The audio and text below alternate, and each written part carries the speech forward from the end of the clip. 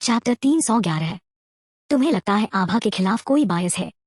नमन ने अजय के बगल में बैठते हुए कहा। ऐसा मौसम शाम को नीचे बैठने के लिए परफेक्ट था। दिन की चिलचिलाती गर्मी रात में थोड़ी कम हो जाती थी, जिससे थोड़ा सुकून मिलता था।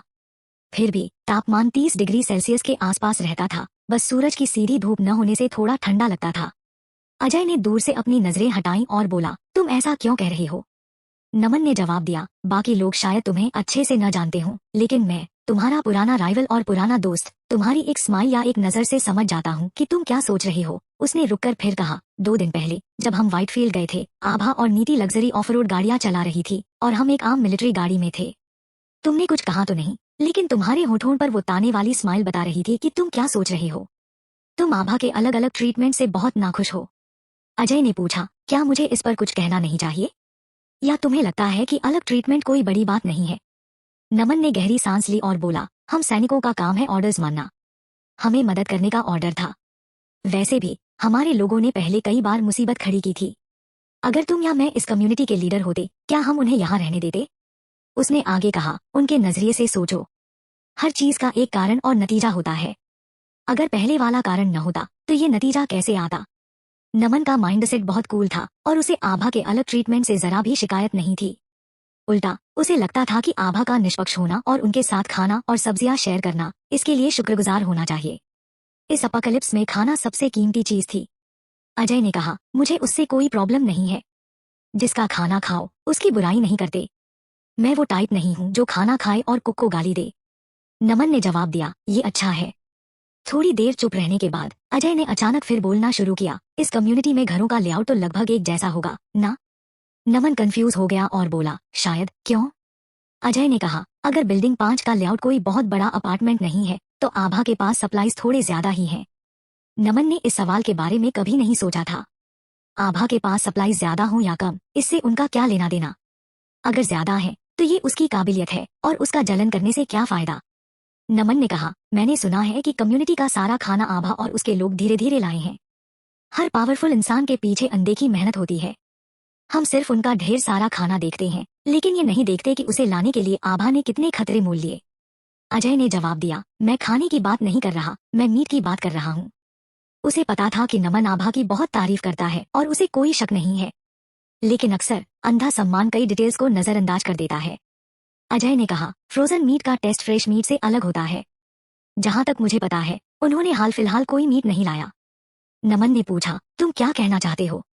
अजय ने मुस्कुराकर कहा, कुछ नहीं, बस इतना कि आभा एक रहस्यमयी औरत है। उसने नमन के कंधे पर थपथपाया, उठा और वापस चला गया। अजय को आभा पर शक था और उसी तरह आभा भी अजय को लेकर क्यूरियस थी। वो सोफे पर बैठी सोच में डूबी थी। उसने संजय के यहाँ ज़ॉम्बीज़ को खत्म करते वक्त अजय की तलवारबाजी देखी थी। जब वो छोटी थी और अपनी नानी के साथ ताइची सीख रही थी, तब उसकी मुलाकात एक और बुजुर्ग से हुई थी जो तलवार चलाने में माहिर था। कहते हैं, हीरो हीरो को समझते हैं।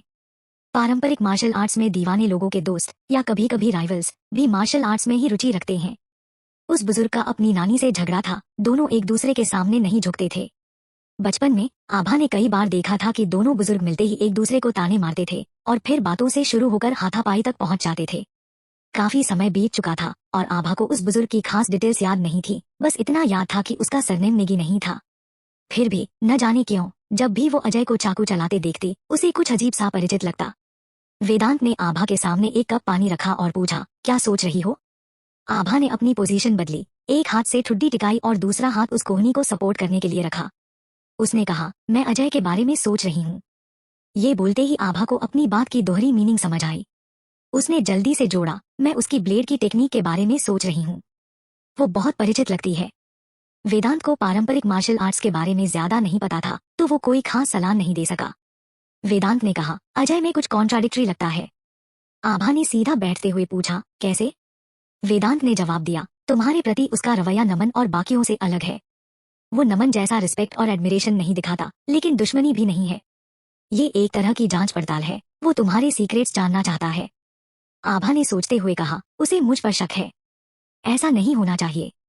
तुम्हारे और ब्लैक के अलावा मेरे सीक्रेट्स कोई नहीं जानता। वेदांत ने कहा, शायद तुम में कुछ ऐसा है जो उसे परिचित लगता है। आभा ने जवाब दिया, हो सकता है वो सचमुच मेरी नानी के किसी पुराने जानकार का रिश्तेदार हो। उसका मुझ पर जांच पड़ताल करना वैसा ही है जैसा मैं उस पर कर रही हूँ। उनके आपसी सवालों का जवाब मिलने से पहले रंजीत ने अपने आदमियों को आभा के पास भेजा, अपने बेटे को वापस मांगने के लिए। उसका रवैया बहुत सख्त था। अगर वेदांश को वापस नहीं किया गया तो वो कटारा कम्युनिटी को तबाह कर देगा। आभा ने दूतों से कहा, जाओ और अपने सीईओ रंजीत से कहो कि वेदांश को वापस ले जाना नामुमकिन नहीं है, उसे दिशा से एक्सचेंज करो। रंजीत के दूतों ने मैसेज पहुंचाया और खाली हाथ लौट गए। लेकिन वापसी के रास्ते में उनका सामना ज़ॉम्बी से हुआ, म्यूटेटेड ज़ॉम्बीज। उन दर्जन भर लोगों को ज़ॉम्बीज ने घेर लिया और आखिरकार वो सब खुद ज़ॉम्बीज बन गए। उसी रात कटारा कम्युनिटी के पेट्रोल ऑफिसर्स ड्यूटी पर थे जब उन्होंने दिन में आए उन लोगों को फिर से देखा। उनके चेहरे साफ नहीं दिख रहे थे, बस उनकी जानी पहचानी ड्रेस दिखी और पेट्रोल ऑफिसर्स ने सोचा कि वो लोग फिर से लौट आए हैं। एक पेट्रोल ऑफिसर ने चिल्लाकर कहा, तुम फिर यहाँ क्यों आए? हमारी आभा ने तो साफ कह दिया था, अपने सीईओ रंजीत से कहो कि वेदांश को दिशा से एक्सचेंज करे। वो लोग चुप रहे, सिर थोड़ा झुकाए और आगे बढ़ते रहे। पेट्रोल ऑफिसर ने फिर चेतावनी दी, रुको। मेरी बात नहीं सुनी? उसने अपने हाथ में बंदूक उठाई और कहा, अगर नहीं रुके तो मैं गोली चला दूंगा।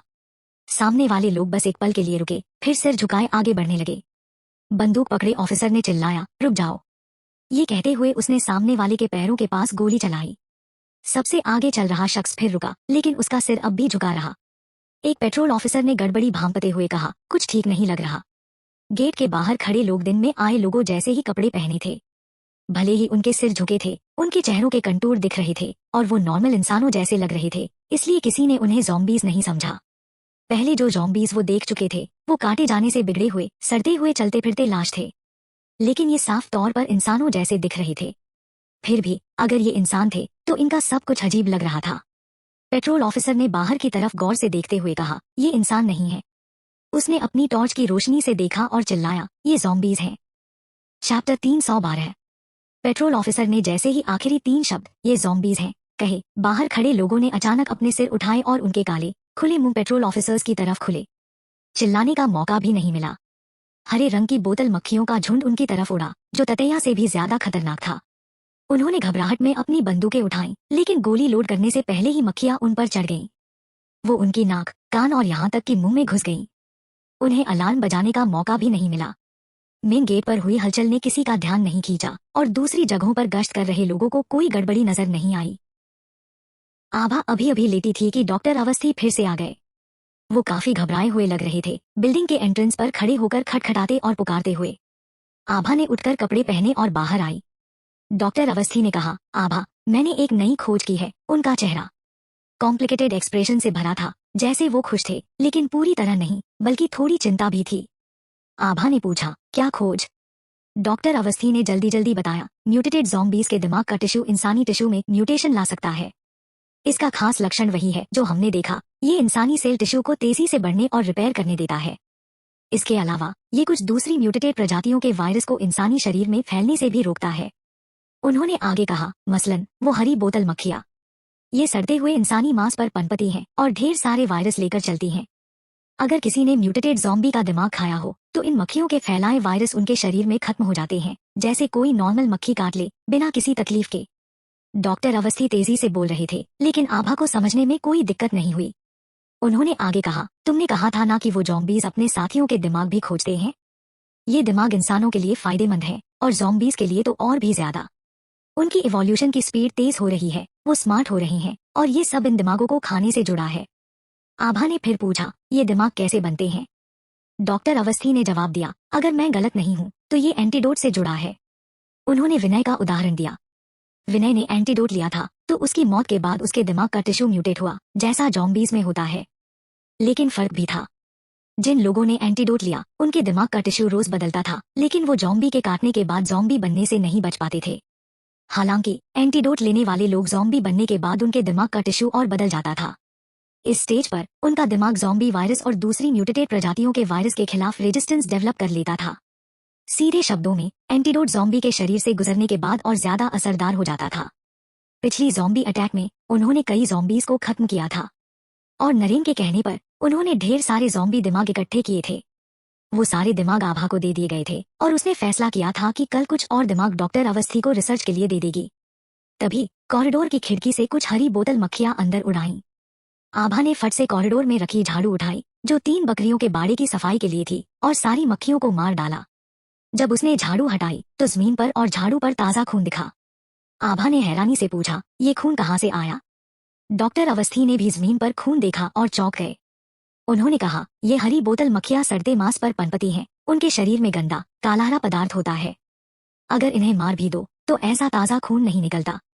आभा ने जमीन पर खून से सनी हरी मक्खियों को देखा और उसके दिल में अचानक एक बुरा एहसास हुआ। उसने कहा, डॉक्टर अवस्थी, जल्दी वापस जाओ और अपनी खिड़कियां कसकर बंद कर दो। इन मक्खियों को अंदर मत आने देना। अगर आ जाए तो फटाफट मार डालो। इन चीजों को अपने पास मत आने देना।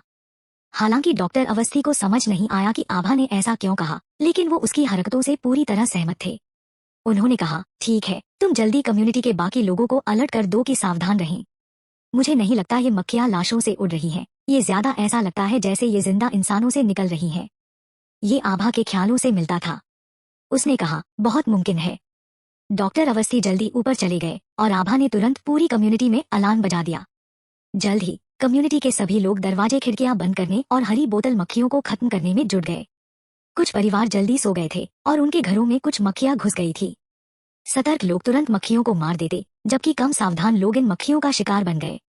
देखते ही देखते कम्युनिटी के सभी लोग पूरी तरह हथियारबंद होकर नीचे छोटे स्क्वायर में इकट्ठा हो गए।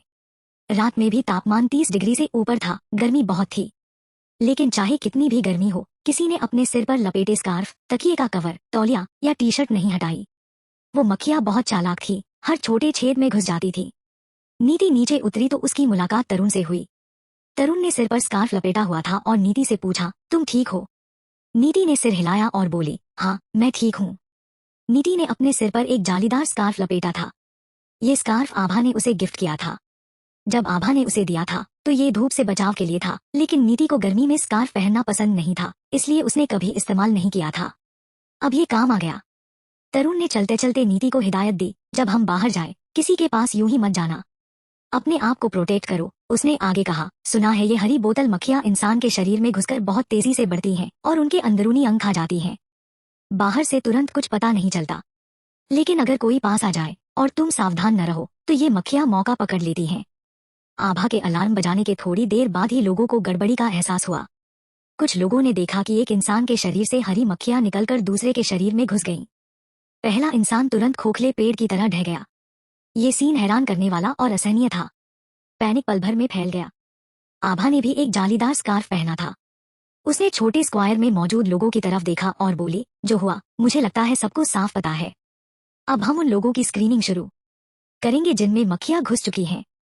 पहली पंक्ति से शुरू करके एक एक करके सामने आओ, अपने सिर का कवर हटाओ और जोर से यहाँ चिल्लाओ।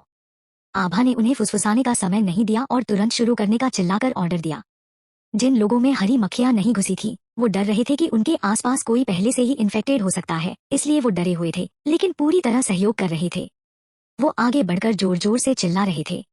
ये तरीका आसान और तेज था। अगर किसी का शरीर पहले से ही मक्खियों का होस्ट बन चुका हो तो जब वो आगे बढ़कर जोर से यहाँ चिल्लाएगा, उसकी सांस नहीं चलेगी और बहुत मुमकिन है कि उसके मुंह खुलते ही खून या मक्खियां बाहर उड़े। लेकिन बाकी लोग भी चिंतित थे। अगर भीड़ में ऐसे लोग हों तो वो दूसरों के लिए भी खतरा बन सकते हैं। दूसरे नॉर्मल लोगों को नुकसान न हो, इसलिए आभा ने भीड़ के सबसे आगे एक मच्छरदानी से साधारण आइसोलेशन एरिया बनाया, जिसमें एक टॉर्च रखी थी। जिन्हें यहाँ चिल्लाने के लिए बुलाया जाता, उन्हें उस एरिया में जाना था। अगर कोई इन्फेक्टेड था या कोई गड़बड़ी दिखी तो उसे तुरंत मच्छरदानी के अंदर कवर कर लिया जाता, ताकि लोगों को रिएक्ट करने का समय मिले। चैप्टर 313। पहली पंक्ति से शुरू करके लोग एक एक करके आइसोलेशन एरिया में जाने लगे। चोर की दाढ़ी में तिनका वाली कहावत यहाँ बिल्कुल सटीक तो नहीं थी, लेकिन उसका सिद्धांत कुछ ऐसा ही था। जिन लोगों में हरी बोतल मक्खियां घुस चुकी थी उनकी चाल बाकियों से अलग थी। बेशक ये भी हो सकता था कि उनके शरीर को अंदर से खाया जा रहा हो, जिसकी वजह से उनकी चाल अजीब थी। पहला शख्स, जिसके अंग सख्त दिख रहे थे, मच्छरदानी के अंदर गया। जैसे ही उसने मुंह खोला, कई मक्खियां बाहर उड़ाईं। भीड़ में एक हलचल मच गई। इस हलचल के साथ साथ अचानक एक स्प्रे की आवाज सुनाई दी। ये कोई आम स्प्रे नहीं था, ये वो खास कीटनाशक वाला स्प्रे था जो डॉक्टर अवस्थी ने हरी बोतल मक्खियों के खिलाफ बनाया था। इमरजेंसी की वजह से आभा को पहले इन मक्खियों को खत्म करने के लिए यही तरीका अपनाना पड़ा, फिर उस शख्स का क्या करना है ये बाद में तय होता।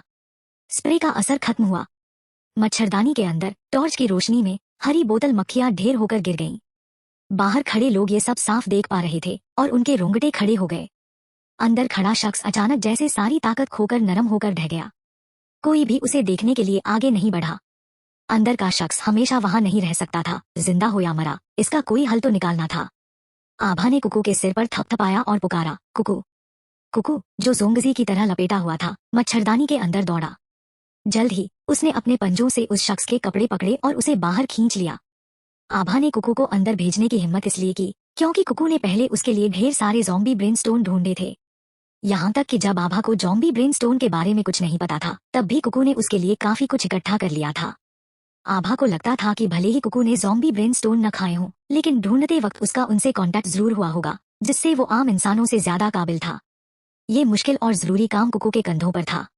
जब वो शख्स बाहर खींचा गया तो उसके मुंह से खून बह रहा था और जमीन पर खींचते वक्त खून का निशान बन गया। वो अभी जिंदा था। उसने आभा की तरफ देखा जैसे कुछ कहना चाहता हो, लेकिन कुछ बोल पाता उसकी आखिरी सांस निकल गई। भीड़ में हंगामा मच गया। सब उस सीन से डर गए थे। किसी ने चिल्लाकर कहा, हाय भगवान, ये हरी मक्खियां ज़ॉम्बी से भी ज्यादा खतरनाक है। अगर इनसे छू गए तो पक्का मर गए। दूसरे ने घबराते हुए कहा, अब क्या करें? इन मक्खियों से बचना नामुमकिन है। तभी भीड़ में से कोई अचानक बाहर निकला और आभा की तरफ दौड़ा। कुकू ने उसका रास्ता रोक लिया। उसने अपने दांत दिखाए और उस शख्स को घूरा, जैसे कह रहा हो, एक कदम और बढ़ा तो तुझे चीर दूंगा। वो शख्स कुकू से कुछ दूरी पर रुक गया और घुटनों के बल बैठते हुए बोला, आभा प्लीज मुझे बचा लो। मेरे मेरे कान में एक हरी मक्खी घुस गई है। मैंने बहुत कोशिश की लेकिन निकाल नहीं पाया। मैं मरना नहीं चाहता, प्लीज मुझे बचा लो। उसके बोलते वक्त उसके मुंह से खून नहीं बह रहा था और बाहर से कोई साफ चोट भी नहीं दिख रही थी। आभा ने पुकारा, कुकू। कुकू मुड़ा और आभा के पास दौड़ा। आभा ने कुकू को एक ज़ॉम्बी ब्रेनस्टोन दिया जो उसने पहले इकट्ठा किया था। कुकू ने उसे अपने एक अगले पंजे में पकड़ा और 3 टांगों पर अटपटे ढंग से उस शख्स के पास दौड़ा। आभा ने कहा, मुझे नहीं पता कि ये तुम्हारे लिए काम करेगा या नहीं। अगर तुम रिस्क लेना चाहते हो तो इसे खा लो। पहले शख्स की हालत देखने के बाद इस शख्स ने जरा भी देर नहीं की। उसने कुकू के पंजे से ज़ॉम्बी दिमाग लिया और उसे पूरा निगल लिया। कुकू ने सोचा, कितना बेताब है, मेरे पंजे से छीन लिया। इंतजार करके मरने से बेहतर है कोशिश करना। पहले शख्स के बाद बाकी लोग एक एक करके आगे आए और आभा से मदद मांगने लगे। आभा ने कुकू से सबको एक एक दिमाग बंटवाया। इस तरह अलग अलग जांच और बहिष्कार की जरूरत नहीं पड़ी। जो इन्फेक्टेड थे वो खुद आगे आए और जो इन्फेक्टेड नहीं थे वो भी हर हाल में दिमाग का टुकड़ा लेना चाहते थे। लेकिन आभा ने पहले ही ये सोच लिया था और कहा, ज़ॉम्बी ब्रेनस्टोन खाना इंसानों के लिए पूरी तरह फायदेमंद नहीं है। ये लोग मजबूर हैं, इसलिए मैं इन्हें कोशिश करने दे रही हूँ। सबसे खराब नतीजा तो वैसे भी मौत ही है। ये सुनकर बाकी लोगों ने भी ये ख्याल छोड़ दिया। जिन लोगों ने दिमाग का टुकड़ा खाया था उन्हें एक साथ इकट्ठा किया गया और वो इंतजार करने लगे। बाकी लोग भी दूर से चुपचाप नतीजे का इंतजार करने लगे। समय मिनट दर मिनट बीत रहा था और वो लोग घबराहट में अपने शरीर में बदलाव महसूस करने की कोशिश कर रहे थे। कोई बदलाव नजर नहीं आ रहा था, लेकिन वो खुद ये कहने की हिम्मत नहीं कर रहे थे कि वो ठीक हैं, क्योंकि मक्खियों के घुसने के बाद भी उन्हें अपने शरीर में कोई गड़बड़ी महसूस नहीं हुई थी। लेकिन पहले शख्स की दयनीय हालत देखकर सब डर गए थे। उन्हें डर था कि उनके अंदरूनी अंग शायद पहले ही खाए जा चुके हों और उन्हें अभी तक इसका एहसास नहीं हुआ हो। ये रात बेहद लंबी लग रही थी। इन लोगों को कोई नतीजा मिलने से पहले कुकू ने अचानक गेट की तरफ जोर जोर से भौंकना शुरू कर दिया। आभा को तुरंत पता चल गया कि गेट के बाहर कुछ गड़बड़ है। इस वक्त सबसे ज्यादा मुमकिन था कि ज़ॉम्बीज हों। आभा ने प्रतीक को बुलाया और कहा, प्रतीक तुम एक टीम लेकर इनकी निगरानी करो। अगर ढेर सारी हरी बोतल मक्खियां पनपने लगे तो इस स्प्रे का इस्तेमाल करके इन्हें खत्म कर दो। अगर इनमें से कोई भी ज़ॉम्बी बनने के संकेत दिखाए तो उसे तुरंत खत्म कर दो। आभा ने प्रतीक को कई स्प्रे की बोतलें दी और चुपके से कुछ और हिदायतें दी। लोगों को मौत से डर लगता है। भले ही इन लोगों का भविष्य अभी अनिश्चित था, अगर उन्होंने आभा को ये कहते सुना कि ज़ॉम्बी बनने पर उन्हें मार दिया जाएगा तो वो जरूर विरोध करते। बेकार की मुसीबत से बचने के लिए आभा ने प्रतीक को चुपके से हिदायतें दी। प्रतीक ने कहा, ठीक है। नमन के कुछ लोग भी इन्फेक्टेड थे और अब ऑब्जर्वर्स में शामिल थे, जबकि बाकी लोग पास में सलीके से लाइन में खड़े थे। आभा नमन के पास गई और पूछा, बाकी लोग ठीक हैं? नमन ने पहले ही सेल्फ चेक कर लिया था और इस वक्त कोई भी कुछ छुपाकर अपनी जान से खिलवाड़ नहीं करना चाहता था। उसने सिर हिलाया और बोला, कोई प्रॉब्लम नहीं। आभा ने कहा, ठीक है, फिर 4 टीमें बनाओ और चारों गेट्स की रखवाली करो। सबने अभी कुकू के भौंकने की आवाज सुनी थी।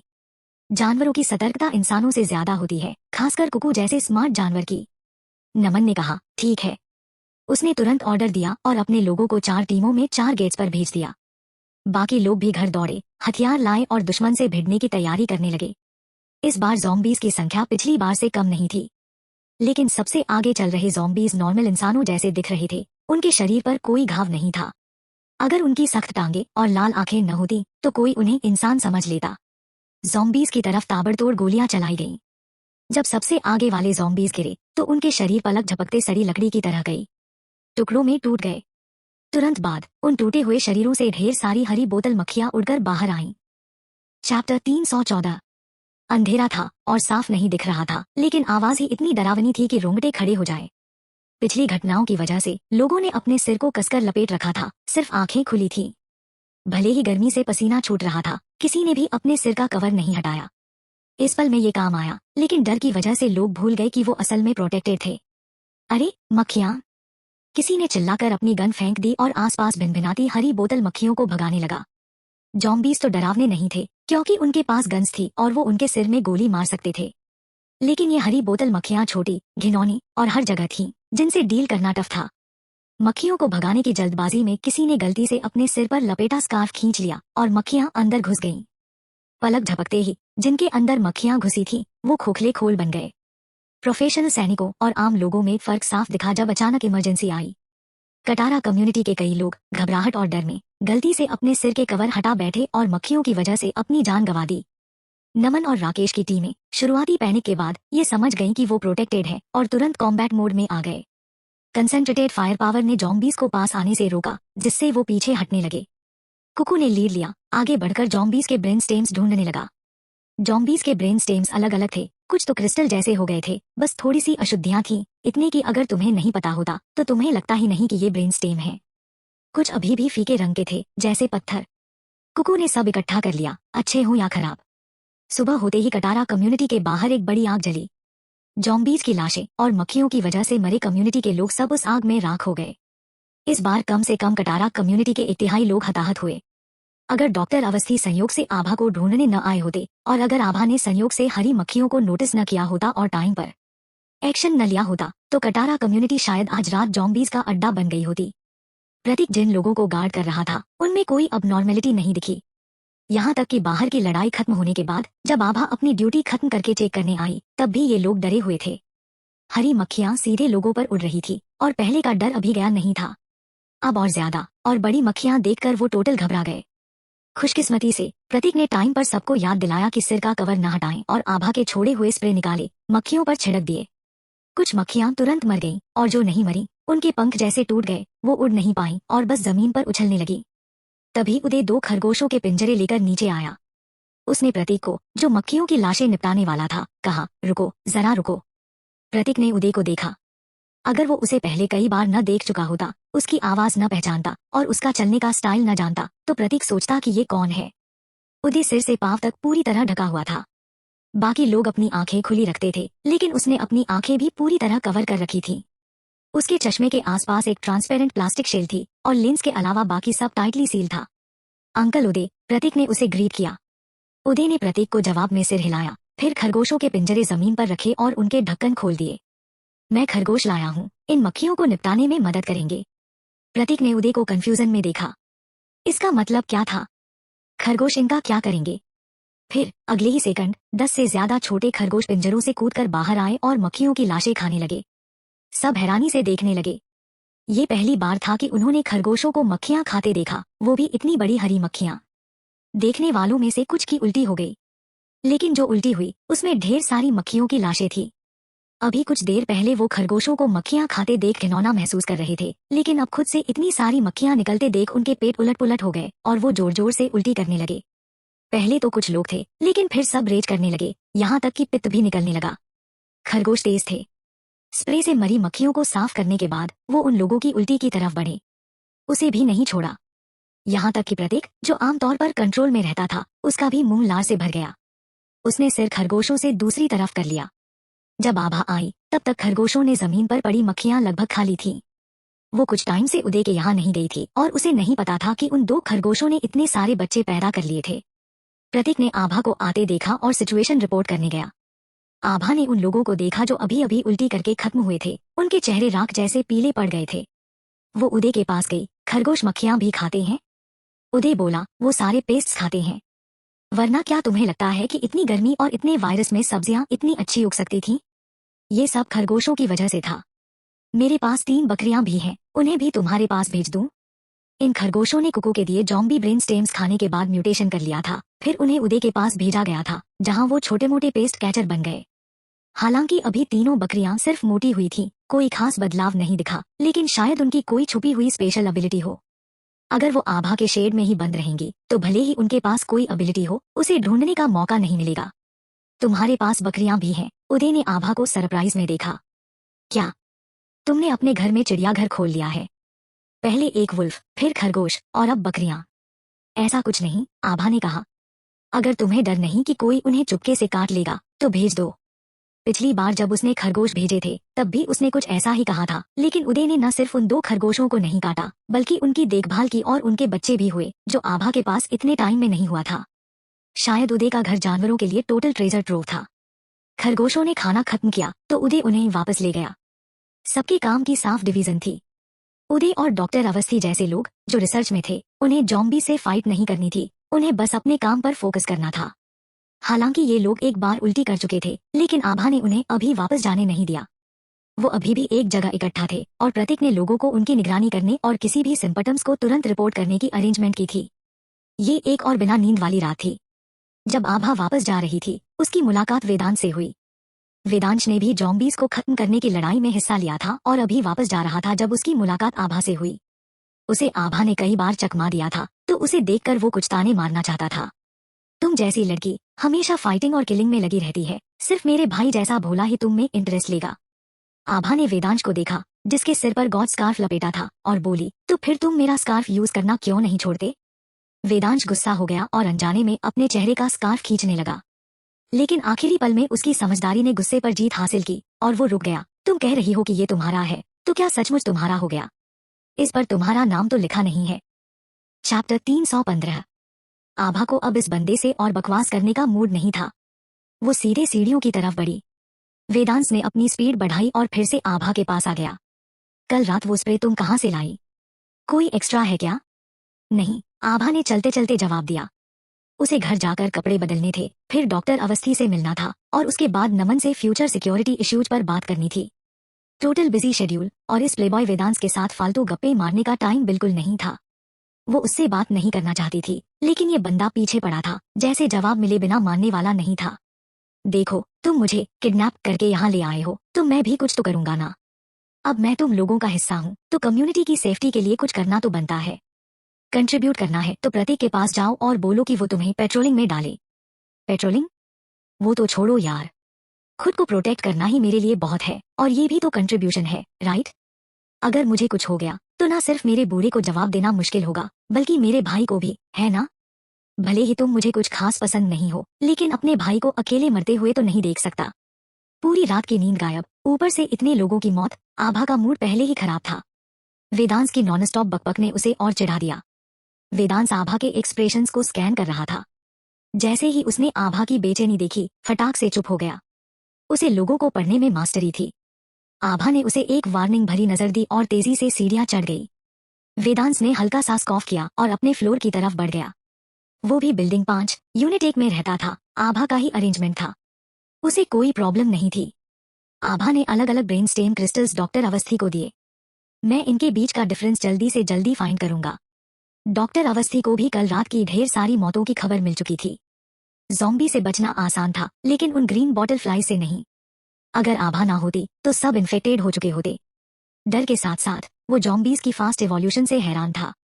इनका परमानेंटली खात्मा करने के लिए उनकी इवोल्यूशन की रीजन ढूंढनी होगी। आभा घर गई, कपड़े बदले और जल्दी से फ्रेश हो ली।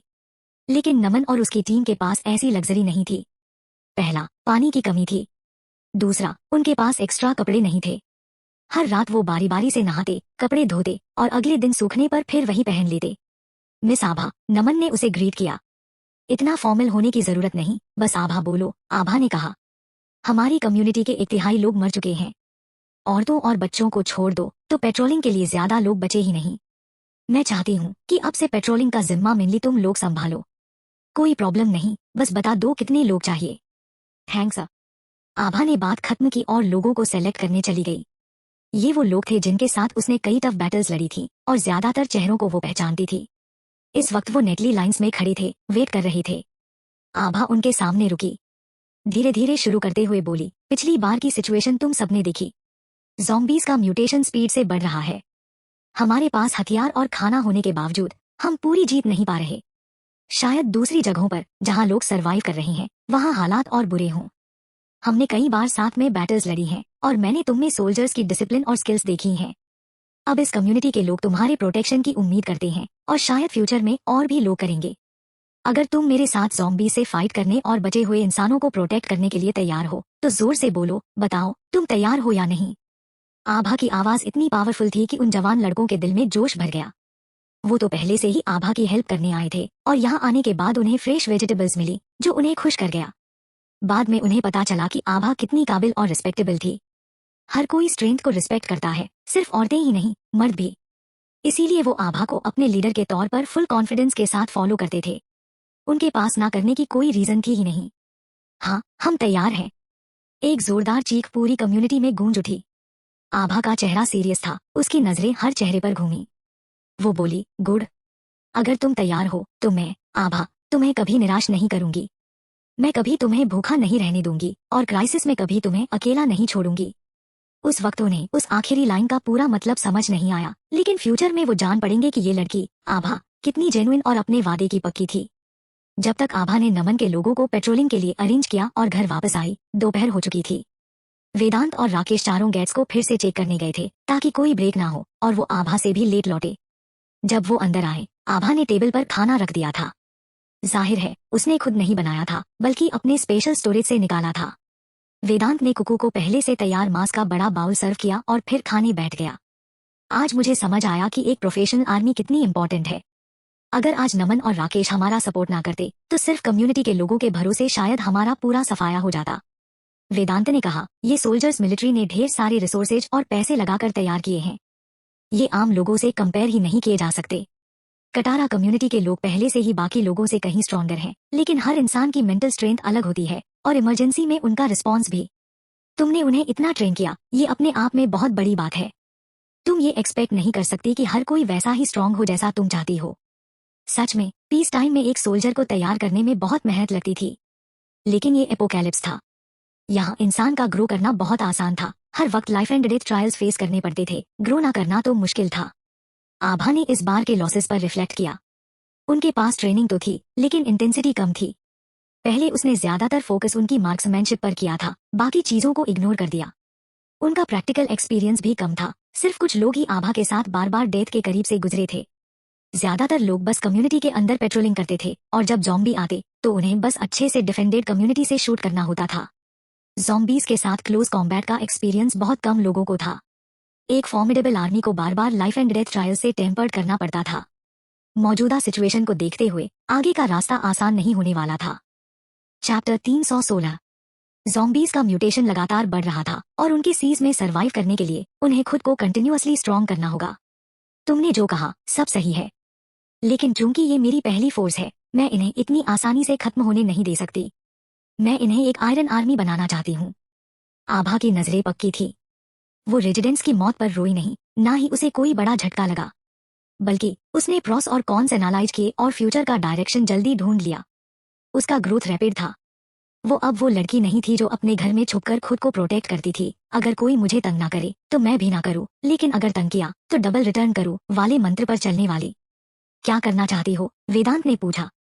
आभा, मुझे चाहिए कि तुम इन लोगों को ट्रेन करने में मेरी मदद करो। वेदांत ने आभा की हर बात बिना हिचक के मान ली।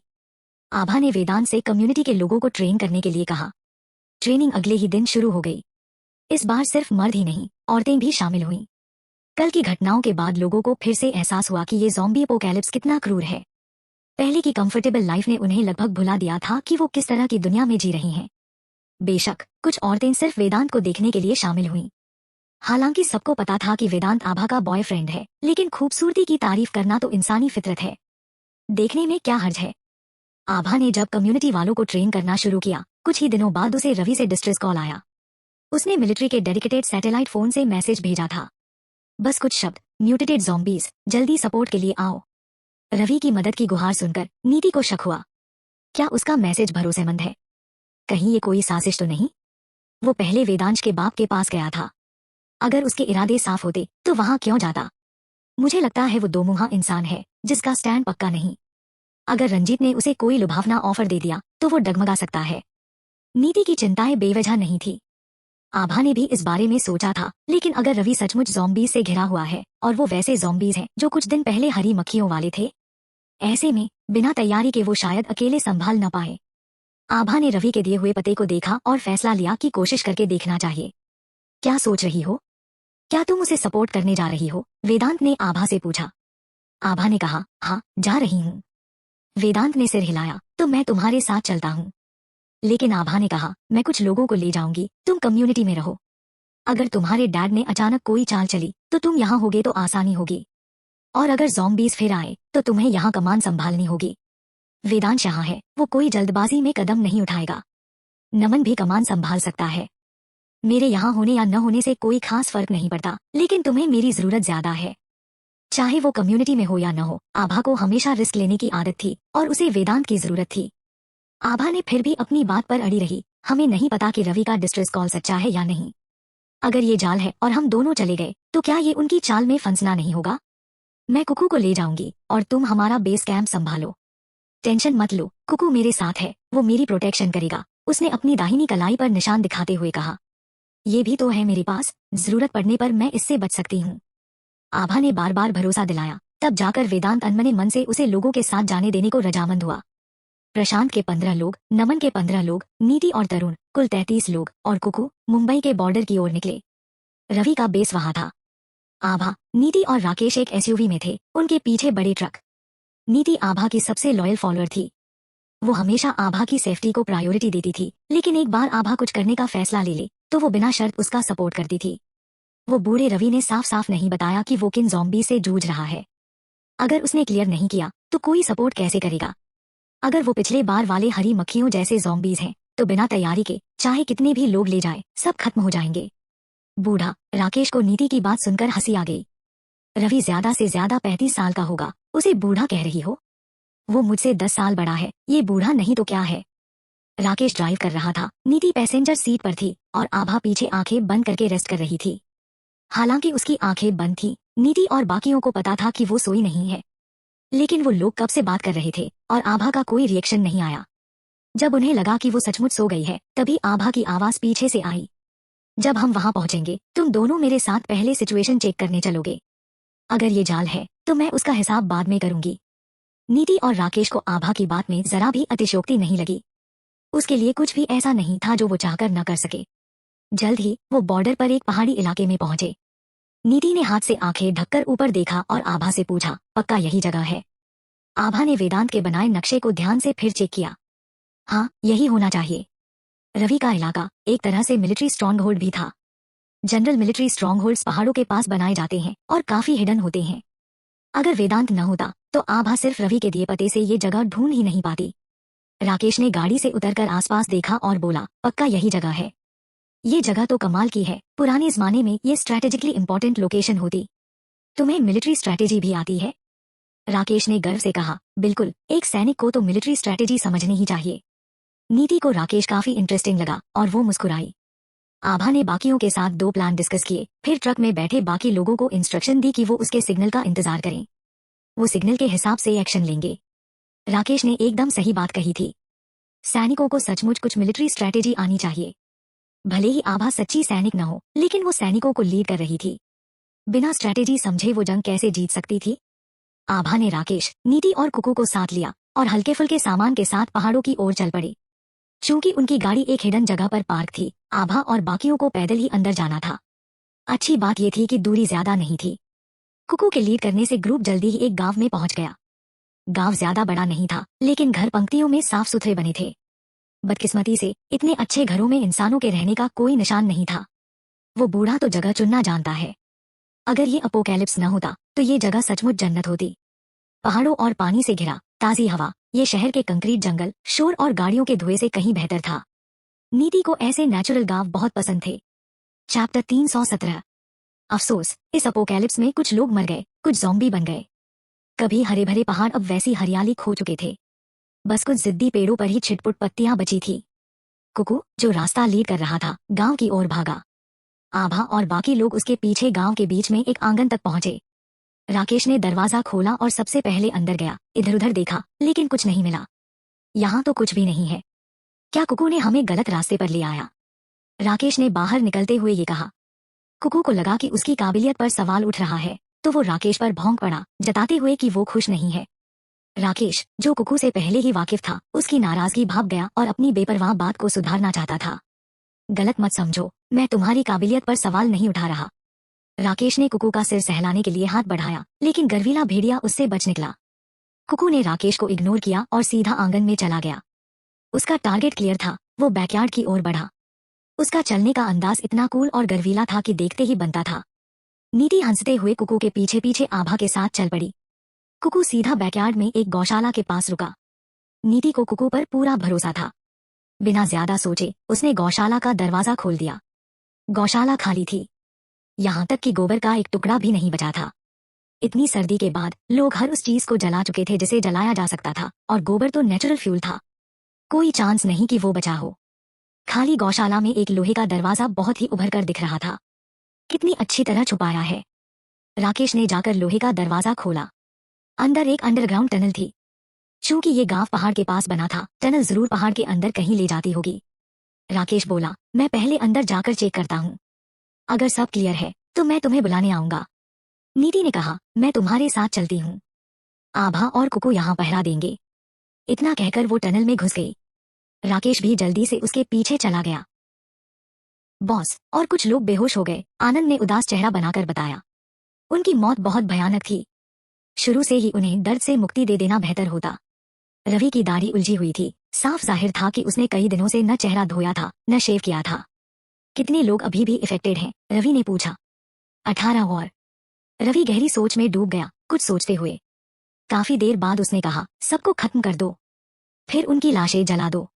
आनंद चुप रहा। उसकी आंखों में नफरत थी, शायद आंसुओं के साथ। बाकी बचे लोग वो भाई थे जो सर्दी और बाढ़ में साथ जीवित बचे थे। आपदा में बनी दोस्ती ऐसी थी कि उसमें जान दी जा सकती थी। उन्हें खुद खत्म करना कितना क्रूर था। लेकिन अगर ऐसा न किया तो वो भयानक दर्द में मरेंगे, और बाकी लोग भी खतरे में पड़ सकते थे। आनंद जानता था कि रवि को ये फैसला लेने में उनसे 100 गुना ज्यादा तकलीफ हुई होगी। रवि ने आंखें बंद की। जाओ, इसे अंजाम दो, या शायद थोड़ा इंतजार करें। शायद जब मिस आभा आएंगी तो वो कोई रास्ता निकाल लेंगी। एक और इंसान, एक और ताकत। रवि का चेहरा अचानक सख्त हो गया। उसने कहा, आनंद, इस बात का हिसाब मैं बाद में तुमसे लूंगा। आनंद ने नजरें थोड़ा झुका ली, लेकिन उसका लहजा पक्का था। बॉस, जब हमने आभा के साथ ज़ॉम्बीज मारने का एग्रीमेंट किया था, तो क्या उससे सपोर्ट मांगना सही नहीं? मुझे पता है मैंने आपके पीठ पीछे कम्युनिकेटर इस्तेमाल करके मिलिट्री रूल्स तोड़े, लेकिन अगर इससे ज्यादा भाइयों को बचा सकता हूँ तो मैं सजा भुगतने को तैयार हूँ। रवि ने थकान भरे अंदाज में हाथ हिलाया और बोला, तुम पहले बाहर जाओ। आनंद के जाने के बाद रवि कुर्सी पर पीछे टिका, सिर पीछे झुकाया, आंखें बंद की, जैसे सो गया हो। दरवाजा फिर से खुला। अब क्या हो गया?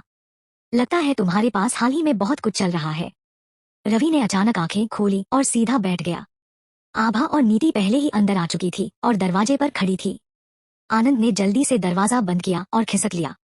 उसने लगातार 2 गलतियां की थी जो रवि की लिमिट को चैलेंज कर रही थी। बाद में कोड़े पड़ना भी हल्की सजा होगी, लेकिन उसे कोई पछतावा नहीं था। रवि ने हल्की हैरानी के साथ कहा, तुम सचमुच आ गई? फिर वो जल्दी से उठ खड़ा हुआ, खुद को संभाला और आभा और नीति के लिए एक एक गिलास पानी डालने लगा। वैसे रवि के यहाँ का पानी सचमुच अच्छा था। अपोकैलिप्स से पहले यहाँ एक स्प्रिंग वाटर बॉटलिंग प्लांट था, जिसमें न सिर्फ ढेर सारा इक्विपमेंट था, बल्कि टनों मिनरल वाटर भी स्टोर था। तो रवि हमेशा मिनरल वाटर ही पीता था। जाहिर है आभा और नीति को जो पानी दिया गया वो भी मिनरल वाटर था। आभा के पास अपने स्पेस में ढेर सारा मिनरल वाटर और हाईग्रेड टी स्टोर थी। उसका लिविंग स्टैंडर्ड रवि से भी ऊंचा था, तो उसके सामने रखी टी उसे खास खुशी नहीं दे रही थी। हालांकि नीति मिनरल वाटर या हाईग्रेड टी नहीं पीती थी, लेकिन उसे वैसे भी ऐसी लग्जरी चीजों की परवाह नहीं थी। दोनों ने मिनरल वाटर से बनी अच्छी टी को वैसे ही देखा जैसे वो अपना फिल्टर्ड पानी हो, बिना किसी खास सरप्राइज के। तुमने ही तो डिस्ट्रेस सिग्नल भेजा था, या फिर तुमने जानबूझकर वो मैसेज भेजकर मुझे टेस्ट किया? मैसेज रवि ने नहीं भेजा था, आनंद ने चुपके से उसका कम्युनिकेटर यूज करके भेजा था। लेकिन आनंद रवि के लिए खुद जैसा ही था, इसमें कोई खास फर्क नहीं था। मुझे सचमुच मुसीबत का सामना करना पड़ रहा है और मैंने बस ट्राई करके देखते हैं कि मूड में तुम्हें मैसेज किया था। आखिरकार मेरी लोकेशन ढूंढना इतना आसान नहीं है। इतना मुश्किल भी नहीं, बस एक गौशाला थी, नीति ने कहा। चैप्टर 318। रवि की आईब्रो उठी और उसकी आंखों में हैरानी की चमक आई। वो गौशाला वाला एंट्रेंस बहुत अच्छे से छुपाया गया था। रवि के माथातों में सिर्फ उसके कुछ करीबी लोग ही इसके बारे में जानते थे, बाकी सब अनजान थे। उनका मेन एंट्रेंस 2 बड़े लोहे के गेट्स का था। हालांकि उनका बेस पहाड़ के पास बना था, लेकिन लिविंग क्वार्टर्स पहाड़ के बाहर फ्लैट जमीन पर थे, जो सैकड़ों एकड़ में फैले थे।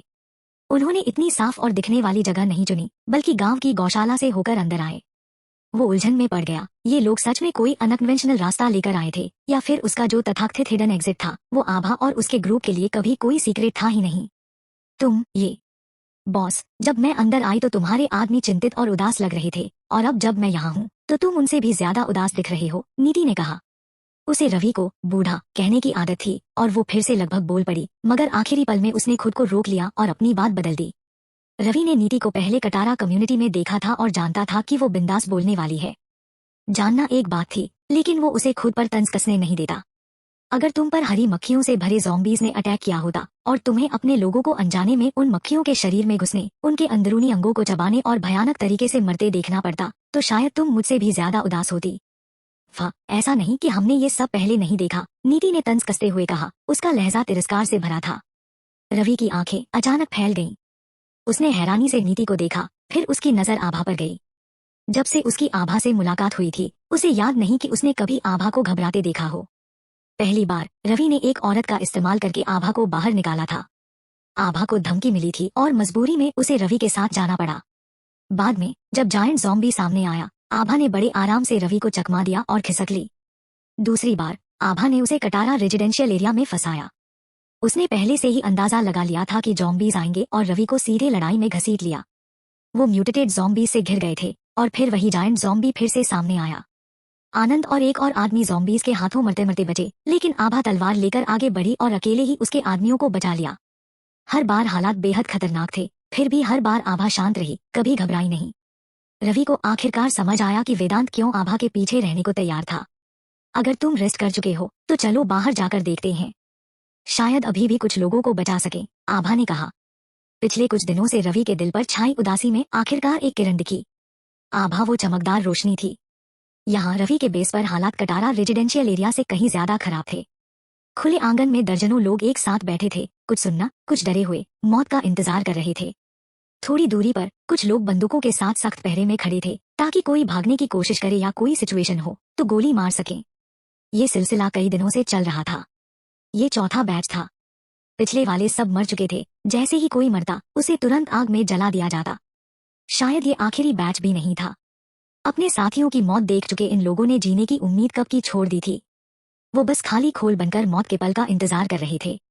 मुझे मार दो, बस एक झटके में खत्म कर दो। आखिरकार किसी से बर्दाश्त नहीं हुआ और उसने बाहर खड़े अपने साथियों की ओर चिल्लाया, हमें गोली मार दो, जल्दी खत्म करो। एक ने बोलना शुरू किया तो बाकी कई लोग भी यही मांग करने लगे। ये जानते हुए कि मौत आनी ही है, हर मिनट को सहना ऐसा था जैसे धीरे धीरे कुन चाकू से काटा जा रहा हो। एक तेज मौत इससे बेहतर थी। चिलचिलाती धूप में इन सख्त मर्दों ने एक दुखद और उदास संकल्प दिखाया। बाहर बंदूकें थामे लोग अपने बीच में तड़पते साथियों को देख रहे थे, दुखी थे लेकिन लाचार। अपने ही साथियों पर गोली चलाने के लिए मजबूर करना उनके लिए भी एक टेस्ट और तड़प था। जो लोग मौत मांग रहे थे, उन्होंने देखा कि बाहर वाले साथी गोली चलाने में हिचक रहे थे, तो उन्होंने खुद मौत को गले लगाने का फैसला किया और बाहर की ओर दौड़ पड़े। रवि का ऑर्डर था कि जो कोई भागने या छुपने की कोशिश करे उसे गोली मार दी जाए, क्योंकि अगर कोई बाहर भागकर मर गया तो न जाने कितने और लोग मुसीबत में पड़ सकते थे। इसलिए वो उन्हें एक साथ रख रहा था। बाहर वाले लोग अपने साथियों को आक्रामक तरीके से बाहर दौड़ते देख रहे थे। उनकी उंगलियां ट्रिगर पर थीं, लेकिन वो खींच नहीं पा रहे थे। माहौल संक्रामक था। एक ने मौत का फैसला किया, फिर 2, फिर 3। जल्दी ही सबने विरोध करने की तैयारी कर ली। वो जानते थे कि ये पक्की मौत है, लेकिन उन्हें कोई पछतावा नहीं था। सम्मान के साथ मरना भी एक तरह की खुशी थी। अचानक एक गोली की आवाज गूंजी। ये क्या कर रहे हो? एक जोरदार चीख ने सबको चौंका दिया और सबने रवि की ओर देखा। वो आभा और उसके ग्रुप के साथ वहां पहुंचा था। सबके चेहरे पूरी तरह ढके हुए थे, सिर्फ आंखें दिख रही थी। आनंद और रवि के पर्सनल गार्ड्स के अलावा बाकी किसी को नहीं पता था कि आभा और उसके साथी कौन है। बस इतना पता था कि 2 औरतें हैं। बॉस, बाहर का इंचार्ज गार्ड रवि को देखकर राहत महसूस कर रहा था। वो दुविधा में थे कि गोली चलाए या नहीं। अब जब बॉस आ गया तो क्या इसका मतलब था कि कोई और रास्ता निकल सकता है? जो कोई मरना नहीं चाहता, चुप हो जाओ, रवि ने जोर से कहा। फिर आभा की ओर देखा और झुककर बोला, तुम पर भरोसा है। इतना नमस्ते करने की जरूरत नहीं। मैं डॉक्टर तो नहीं हूँ, लेकिन मेरी फीस नॉर्मल डॉक्टर से कहीं ज्यादा है। इसके लिए तैयार रहो। रवि मुस्कुराया। तुम जो कीमत बोलो। यही आभा का स्टाइल था। अगर उसने ऐसा न कहा होता तो रवि को टेंशन हो जाती।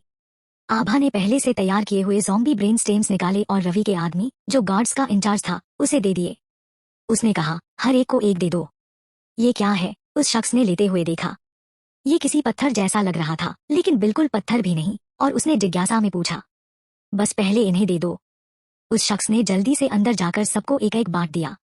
ज्यादातर लोग आभा को नहीं जानते थे, लेकिन रवि का उस पर इतना भरोसा देखकर, और चूंकि वो रवि पर भरोसा करते थे, उन्होंने ज्यादा सवाल नहीं किए, बस आभा की ओर देखते रहे। जब सबके पास ब्रेन स्टेम्स आ गए, आभा ने कहा, मैंने तुम्हें जो दिया है वो म्यूटेटेड ज़ॉम्बी ब्रेन स्टेम्स हैं। उसके शब्द सुनते ही सीन पर सन्नाटा छा गया। किसी ने नहीं सोचा था कि ये ज़ॉम्बी ब्रेन स्टेम्स होंगे। उन्हें लगा था कि ये कोई गोली है या शायद कोई लोकल दवा, यहाँ तक कि गोबर का ढेर भी उनके दिमाग में था, लेकिन ज़ॉम्बी ब्रेन स्टेम्स? ज़ॉम्बीज इंसानों से बने थे, तो क्या इसका मतलब ये नहीं कि ये अप्रत्यक्ष रूप से इंसानी ब्रेन स्टेम्स थे? आभा ने आगे कहा, इन ज़ॉम्बी ब्रेन स्टेम्स को खाने से तुम्हारे पेट में मौजूद हरी मक्खियां मर जाएंगी, लेकिन मक्खियां मरने के बाद इसके कोई साइड इफेक्ट्स होंगे या नहीं, मैं पक्का नहीं कह सकती, क्योंकि अभी तक इसका कोई पक्का नतीजा नहीं निकला है।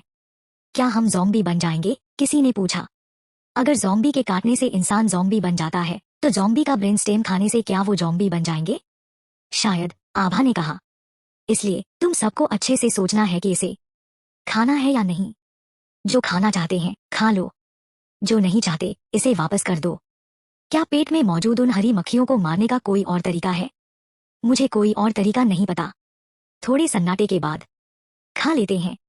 ज़ॉम्बी बन जाना भी उन मक्खियों के जिंदा खा जाने से बेहतर है। मैं खा रहा हूँ। जिस शख्स ने सबसे पहले मौत का फैसला लिया था, उसने सिर पीछे झटका और अपने हाथ में मौजूद चीज निगल ली। सबसे बुरा तो ये होगा कि वो ज़ॉम्बी बन जाएगा और फिर एक गोली खाएगा। सबने अपने हाथ में मौजूद ज़ॉम्बी ब्रेन स्टेम्स खा लिए। रवि ने आभा से पूछा, अब क्या करें? इंतजार करें। रवि ने पास ही छायादार जगह में कुर्सियां और सन अम्ब्रेला लगवाने का ऑर्डर दिया। फिर उसने आनंद को वापस भेजा और एक टीपॉट, टी कप्स और कुछ छोटे मोटे पेस्ट्रीज मंगवाए। ये पेस्ट्रीज ताजी नहीं है, तो अभी के लिए इन्हीं से काम चलाओ। आभा इतनी दूर से उसकी मदद के लिए आई थी, उसे तो बड़ा डिनर देना चाहिए था, लेकिन यहाँ कोई अच्छा शेफ नहीं था और बड़ा इंतजाम करने में टाइम लगता। अभी के लिए वो उसे बस कुछ स्नैक्स दे सकता था। भले ही ये स्नैक्स एक्सपायर्ड हों, लेकिन ये कीमती सप्लाईज थीं, जिन्हें आनंद और बाकी लोग लंबे समय से तरस रहे थे, और उसने उन्हें कभी नहीं दिया था। चैप्टर 319। आभा को पहले चाय पीना बिल्कुल पसंद नहीं था। उसे हमेशा लगता था कि चाय पीने वाले लोग बस दिखावा करते हैं और उसका घास जैसा टेस्ट तो बिल्कुल बेकार है। लेकिन जब से वो वेदांत के साथ आई, उसे समझ आया कि घास वाली चाय तो वो थी जो उसके पापा यशवर्धन पिया करते थे, न कि वो चाय जो रईस लोग एंजॉय करते हैं। अच्छी चाय का तो एक अलग ही स्वाद होता है, जो बाद में भी मुंह में रहता है, और उसका चार्म तो बस लाजवाब है। वेदांत को चाय बनाने में महारत हासिल थी, और रवि भी उसमें कम नहीं था। आभा का टेस्ट अब वेदांत ने इतना रिफाइन कर दिया था कि साधारण चाय उसे बिल्कुल इम्प्रेस नहीं करती थी। लेकिन रवि जो चाय बनाता था, वो वेदांत की चाय से टक्कर लेती थी। आभा और उसके दोस्त छाव में बैठे चाय पी रहे थे। तुम्हारी चाय तो लिट है, आभा ने कहा। बस तुम्हें पसंद आई, यही काफी है। मुझे तो डर था कि मेरे पास तुम्हें इम्प्रेस करने लायक कुछ होगा भी कि नहीं, कहीं तुम्हें इग्नोर तो नहीं कर दूंगा, रवि ने जवाब दिया। पहले अगर रवि ऐसा कहता तो आभा को लगता कि ये ताना मार रहा है, लेकिन अब वो सचमुच अपनी मेहमान नवाजी को लेकर फिक्रमंद लग रहा था। आखिर आभा उसकी सबसे बड़ी हेल्पर थी। तुम्हें डर नहीं लगा कि ये कोई ट्रैप हो सकता है? मैं तो बस 2 लोगों को लेकर आई हूँ, आभा ने पूछा। वो सचमुच बिंदास थी। भले ही ये ट्रैप न हो, लेकिन अगर रवि के ठिकाने पर ज़ॉम्बीज का बड़ा अटैक हो गया तो सिर्फ 2 लोगों के साथ तो मौत पक्की थी। तुम्हें कैसे पता कि मैं सिर्फ 2 लोग ही लाया हूँ? रवि ने आभा की बात समझते हुए हल्का सा हंसा और बोला, मैंने ज्यादा सोच लिया। फिर उसने आनंद को बुलाकर कुक को बोलने को कहा कि 50 लोगों के लिए खाना तैयार करें। शुरुआत में इतना काफी है। खाने की कमी तो थी नहीं, बस अच्छे शेफ की कमी थी। 2 कप चाय पीने के बाद जिन लोगों ने ज़ॉम्बी का ब्रेन मैटर खाया था, उनमें रिएक्शन शुरू हो गया। एक के बाद एक वो उल्टियां करने लगे। जल्द ही जमीन पर मरी हुई मक्खियों के ढेर लग गए। अपनी उल्टियां देखकर उन्हें और ज्यादा उबकाई आ रही थी, और वो तब तक उल्टी करते रहे जब तक उनका पेट पूरी तरह खाली नहीं हो गया। रवि ने अपने आदमियों को आदेश दिया कि जमीन पर पड़ी सारी मरी हुई मक्खियां जला दी जाएं। फिर उसने आभा से पूछा, अब ये सब उल्टी कर चुके हैं तो ये ठीक हो जाएंगे ना? मक्खियों से खाए जाने की वजह से तो ये मरेंगे नहीं, लेकिन बाकी कोई प्रॉब्लम होगी कि नहीं ये अभी पक्का नहीं है, आभ ने जवाब दिया। रवि ने सिर हिलाया और अपने आदमियों को उन लोगों पर नजर रखने और उन्हें अभी जाने न देने का आदेश दिया। बाहर का तापमान बहुत ज्यादा था। नीति ने अपने चेहरे पर बंधी हल्की सी गॉस पट्टी थोड़ी नीचे खींची और कई बार गहरी सांसें ली। गर्मी से मर रही हूँ। अगर भविष्य में ये हरी मक्खियां हर जगह उड़ने लगी तो बिना काटे ही हम गर्मी से मर जाएंगे, नीति ने कहा। राकेश ने तुरंत उसका मुंह ढक दिया और बोला, ऐसी बकवास मत कर। नीति ने आंखें घुमाई, अपने मुंह पर हल्का सा थप्पड़ मारा और जल्दी जल्दी कई बार थूका। रवि ने आभा से कहा, ज़ॉम्बीज फिर से म्यूटेट हो गए हैं। पहले तो वो सिर्फ खुद को चेंज करते थे, 2 टेंटिकल्स उगाना भी ठीक था, लेकिन अब ये हरी मक्खियां, इनसे बचना तो नामुमकिन है। अगर म्यूटेशन की यही स्पीड रही तो इंसानियत का तो जल्दी ही खात्मा हो जाएगा। आभा ने जवाब दिया, रंजीत ने तुम्हारे साथ किसी प्रोजेक्ट पर कोलैब करना चाहा था ना? शायद उसके पास कोई सॉल्यूशन हो। रवि ने हंसी उड़ाई। मुझे नहीं पता वो क्या प्लान कर रहा है, लेकिन इंसानियत की भलाई के लिए तो बिल्कुल नहीं। तुम्हें कैसे पता कि वो ऐसा नहीं कर रहा? मैं भी तो बिजनेसमैन हूँ। उसके काम करने के स्टाइल से पता चलता है। हाँ, ये मानना पड़ेगा कि वो काबिल है, लेकिन वो एक बेईमान बिजनेसमैन है। तो तुम क्या हो? रवि ने थोड़ा सोचा और बोला, शायद एक देशभक्त बिजनेसमैन। देशभक्त बिजनेसमैन? आभा का लहजा ताने से भरा था। देशभक्त को पहले बड़ा दिल चाहिए, दयालु होना चाहिए, जो मैंने तुम में नहीं देखा। तुमने अपने आदमियों को एक बेसहारा औरत पर हमला करने की इजाजत दी। तुम ये 2 शब्द डिजर्व नहीं करते। वो औरत तुम्हारे लिए क्या है? रवि ने पूछा। आभा ने जवाब दिया, वो मेरे लिए कुछ भी नहीं है, लेकिन वो एक औरत है। रवि ने होंठ टेढ़े किए। तुम्हारे नजरिए से उसने वो सब इसलिए सहा था कि तुम पकड़ी न जाओ, तो वो तुम्हारी हेल्पर कहलाएगी। लेकिन मेरे नजरिए से वो मेरी दुश्मन है। तुम उसे जानते हो? रवि ने कहा, पर्सनली तो नहीं, लेकिन मुझे पता है कि वो एक टेररिस्ट ऑर्गेनाइजेशन की मेंबर है। वो उनका एम्बलम पहनती है, एक नेकलेस। वो ऑर्गेनाइजेशन बहुत सारी खतरनाक चीजें करता है। इस हिसाब से तो मैं देशभक्त ही हुआ। कौन सा ऑर्गेनाइजेशन? ये एक रिसर्च ऑर्गेनाइजेशन है। वो दुनिया भर के साइंटिस्ट्स को हायर करते हैं, और अगर वो हायर नहीं होते तो धमकियां, किडनैपिंग और ऐसे ही तरीकों से उन्हें अपने साथ ले जाते हैं। जो भी उनका टारगेट होता है वो बच नहीं पाता। वो उन साइंटिस्ट्स को एक जगह इकट्ठा करके तरह तरह के वायरस पर रिसर्च करवाते हैं। कई बीमारियां उनके कारण फैली। क्या ये ज़ॉम्बी वायरस भी उनका किया धरा हो सकता है? नीति ने पूछा। रवि ने सिर हिलाया। मुझे नहीं पता। जो मुझे पता है वो मेरी पुरानी सर्विस के दिनों से है। कई चीजें क्लासिफाइड हैं और बिना इन्वॉल्व हुए कोई बाहरी इंसान को अंदर की बात नहीं पता चल सकती। आभा ने और कुछ नहीं कहा। अगर रवि की बात सच थी तो उसके कर्म उनके सामने छोटे लग रहे थे। फिर भी वो ये जानना चाहती थी कि वो औरत सचमुच उसकी माँ की बहन थी या नहीं। लेकिन रवि से अब और कोई इन्फो नहीं मिलने वाली थी। भले ही तुम्हारी बात सच हो, तुम्हारा किया हुआ अभी भी गलत है। तुमने खुद कहा कि उस ऑर्गेनाइजेशन में कई लोग जबरदस्ती शामिल किए गए हैं। तुमने जो किया वो भी तो वैसा ही है। रवि ने हल्का सा मुस्कुराया, लेकिन कुछ बोला नहीं। ऐसे मामलों में आदमी और महिलाओं का नजरिया बिल्कुल अलग होता है।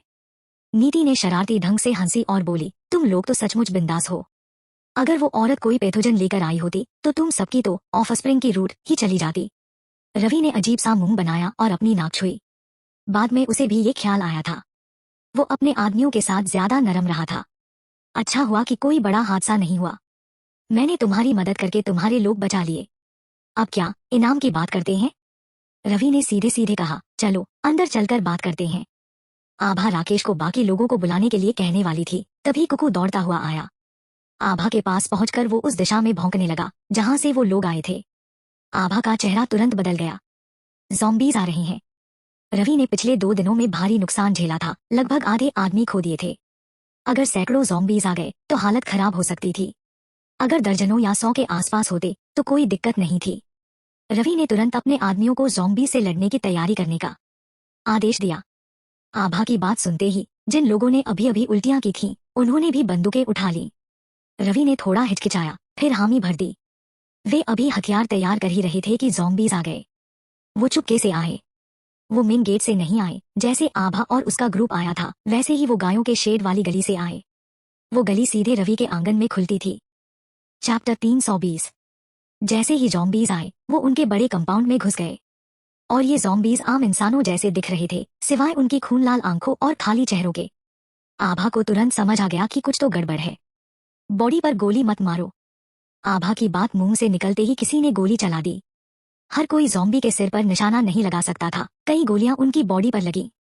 जहां गोलियां लगी वहां मानो बांध टूट गया हो। खून के साथ सड़ी हुई अंतड़ियां धीरे धीरे बाहर निकलने लगी और बदबू इतनी तेज थी कि दूर तक फैल गई। ये इतनी बदबू क्यों है यार? आभा और उसके ग्रुप ने हरी मक्खियों से बचने के लिए अपने चेहरे पर गॉज और स्कार्फ बांध रखे थे, लेकिन ये मटेरियल सांस लेने लायक थे, बदबू को रोक नहीं सकते थे। वो बदबू सिर चकरा देने वाली थी। आभा ने अपनी नाक दबाते हुए रवि से कहा, पहले कहीं छिपते हैं। पता नहीं इस बदबू में कोई वायरस तो नहीं है, कहीं हम इन्फेक्टेड न हो जाएं। पहले एक बार सबक सीख चुके रवि ने इस बार कोई रिस्क नहीं लिया। पीछे हटो, एयररेड शेल्टर में चलो। रवि ने सबको एयररेड शेल्टर में पीछे हटने का ऑर्डर दिया। आभा ने एक सिग्नल फ्लेयर जैसा कुछ निकाला और उसे आसमान में शूट किया। हवा में नीला धुआं फैल गया। रवि समझ गया कि आभा अपने लोगों को सिग्नल दे रही थी। वो सचमुच पूरी तैयारी के साथ आई थी। वेदांत और राकेश ने जिस मिलिट्री फोर्ट्रेस की तारीफ की थी वो सचमुच कमाल की थी। बड़े आंगन के अलावा पहाड़ में बना एयररेड शेल्टर तो गजब का था। अंदर इतनी जगह थी कि सारी सुविधाओं और सप्लाईज के साथ 6 महीने तक आराम से रहा जा सकता था। ये ज़ॉम्बीज बाहर से एकदम नॉर्मल कैसे दिख रहे थे, लेकिन अंदर से सड़ा हुआ और काला। मैं तो सोच रही थी कि और हरी मक्खियां निकलेंगी, लेकिन ये तो बस सड़ी हुई बदबू मारती अंतड़ियां थी। घिन आ रही है। नीति ने मुंह बनाया। उस सीन को याद करके अभी भी रोंगटे खड़े हो रहे थे। राकेश ने कहा, क्या ऐसा हो सकता है कि उन हरी मक्खियों ने उनकी अंतड़ियों को ऐसा कर दिया हो? आनंद ने जोड़ा, अगर उन ज़ॉम्बीज के अंदर हरी मक्खियां थी तो वो अभी बाहर क्यों नहीं निकली? पहले तो सारी हरी मक्खियां ज़ॉम्बीज की बॉडी से बाहर उड़ाई थी। जो भी हो, ये ज़ॉम्बीज अब और मुश्किल होते जा रहे थे। आभा और उसका ग्रुप एयररेड शेल्टर में घुस गए। ज़ॉम्बीज उनके पीछे पीछे आए और भारी लोहे के दरवाजे पर धमाधम पीटने लगे, लेकिन वो उसे तोड़ नहीं पाए। ये लोहे का दरवाजा 10 सेंटीमीटर से ज्यादा मोटा है। शायद तोप के गोले भी इसे न तोड़ पाएं। ये ज़ॉम्बीज चाहे कितना भी पीटे अपने हाथ तोड़ लेंगे, लेकिन ये नहीं टूटेगा। बाहर दरवाजे पर धमधम की आवाज ज्यादा देर नहीं चली और फिर सन्नाटा छा गया। जैसे ही सबने राहत की सांस ली, कुछ लोग अचानक गिरने लगे। उनके शरीर में ऐंठन होने लगी। उनकी आंखें पलट गईं, काली पुतलियां पूरी तरह गायब। एक के बाद एक पूरा ग्रुप तेजी से गिरने लगा।